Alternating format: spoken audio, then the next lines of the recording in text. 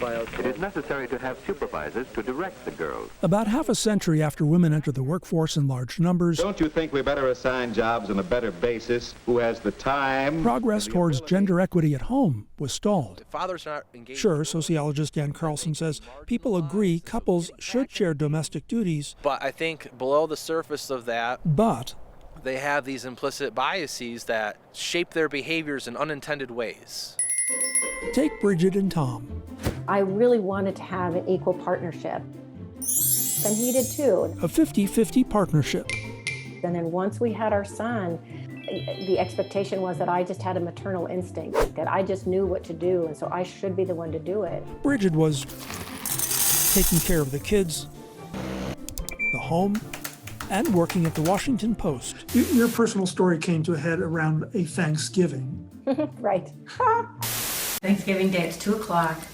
18 people are about to come over. Kitchen looks like a bomb's going off. Vegetables and peel. And you come over to the refrigerator, and I think you're going to take the turkey out and put it in the fridge. I took out a 6-pack of beer. And he said he was going to go hang out with a friend, and he walked out the door. I had a knife in my hand. I wish I had been a carnival knife thrower. It just almost felt like a cartoon. It was so unfair. Since 1965, men have doubled and tripled their time doing chores and childcare. But women still do most of the work. Schools shutting down. What services will still be available? Enter a pandemic. Families are feeling incredible strain. As childcare and housework demand another 28 hours a week per household, more men, like Parag Awatia, are sharing the workload. He and his wife juggle full-time jobs, self-isolation, Life has been like on a treadmill. It is overwhelming. and parenthood. She agrees as well. Challenging. Carlson's research shows the number of couples sharing housework grew 15 percentage points. The number sharing childcare, 11 percentage points. Closer, but still far short of equity. You don't like to talk about the pandemic as an opportunity, but it certainly is a moment that, provides parents the opportunity to stop and think. The question now, will change stick? Parag says in his home, it will. Having seen and acknowledged the kind of workload that was on my wife.